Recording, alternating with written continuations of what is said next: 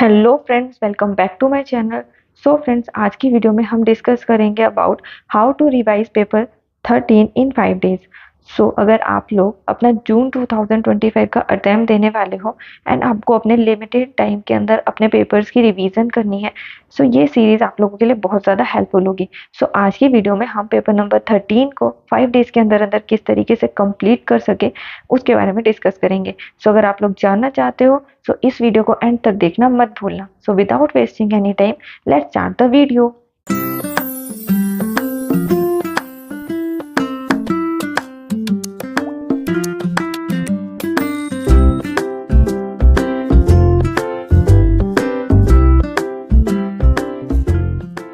So friends, सबसे पहले हम इस सब्जेक्ट के सिलेबस स्ट्रक्चर के बारे में डिस्कस कर लेते हैं।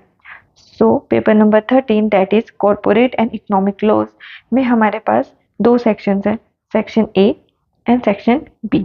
सेक्शन ए है हमारे पास कॉर्पोरेट लॉ जिसकी वेटेज है अराउंड 60% एंड सेक्शन बी है हमारे पास इकोनॉमिक लॉज एंड रेगुलेशन जिसकी वेटेज है 40%।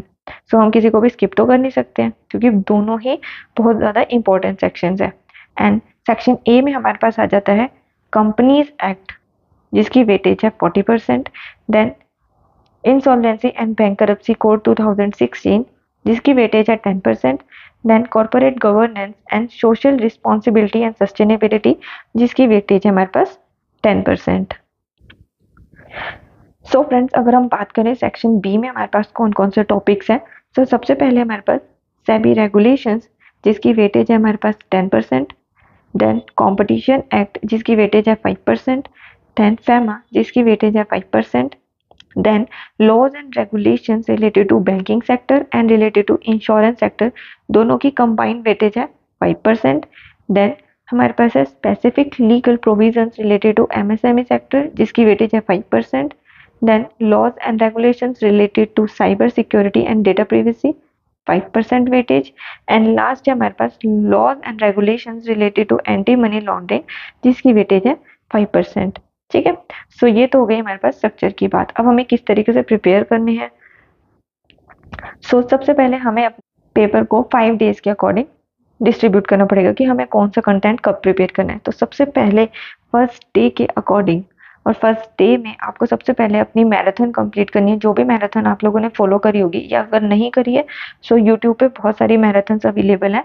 आप किसी भी पर्टिकुलर टीचर की मैराथन देख सकते हो। सो आपको आइडिया लग जाएगा कि आपको किस तरीके से टॉपिक्स जो होंगे वो आ सकते हैं एंड कितने कितने वो इम्पोर्टेंट है। ठीक है, सो मैराथन मस्ट है, आपको देखनी ही चाहिए।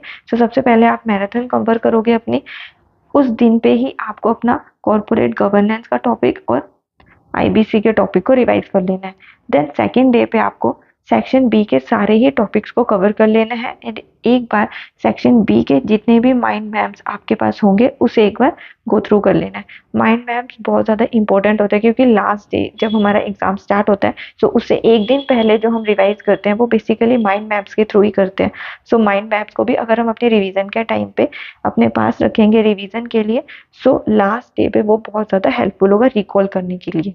ठीक है, देन उसके बाद थर्ड डे पे आपको अपना सेक्शन ए कंप्लीट करना है एंड उसके माइंड मैप्स को यूज करना है। ठीक है, देन फोर्थ डे पे आपको सारे ही माइंड मैप्स यूज करने हैं। सो लेट्स सपोज आपके पास माइंड मैप्स नहीं है तो अब आपको क्या करना है, आपको स्टडी मटेरियल में जो भी स्टडी मटेरियल आप लोग फॉलो कर रहे हो उसमें जो भी इंपॉर्टेंट टॉपिक्स हैं, लेट्स सपोज वो हमारे पास या तो कॉर्पोरेट गवर्नेंस का होगा या तो कंपनीज का होगा या फिर सेबी रेगुलेशंस का होगा, जितने भी टॉपिक्स के जितने भी इंपॉर्टेंट पॉइंट्स आप लोगों ने मेंशन करे हुए इधर बुक में या अपने नोट्स में, उन सबको एक बार गो थ्रू कर लेना है। पूरे दिन आपको बस गो थ्रू ही करना है ताकि आपने जितना भी ये पिछले 3 दिन में पढ़ा है वो सब एक बार रिकॉल हो जाए। ठीक है, सो होल सब्जेक्ट का मतलब उस पर्टिकुलर सब्जेक्ट के सारे टॉपिक्स को एक बार रिवाइज कर लेना है डे 4 पे, और उससे रिलेटेड जो भी एमसीक्यूज इंस्टीट्यूट ने जो प्रोवाइड करे वो तो करने ही करने हैं।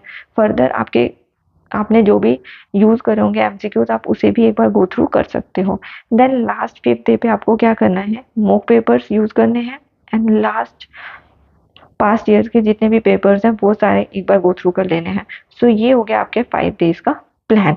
ठीक है, सो अगर आप लोग इसके अकॉर्डिंग अपनी जो भी रिवीजन है वो करोगे सो फॉर श्योर आपके 60+ मार्क्स तो ही जाएंगे। क्यों बताऊँ मैं ऐसे क्यों बोल रही हूँ, क्योंकि ये बहुत ही सिस्टमेटिक प्लान है जिसके अकॉर्डिंग आप अपनी रिवीजन को कंप्लीट कर सकते हो और इसमें ऐसा कुछ भी नहीं है जो आप मिस कर रहे हो।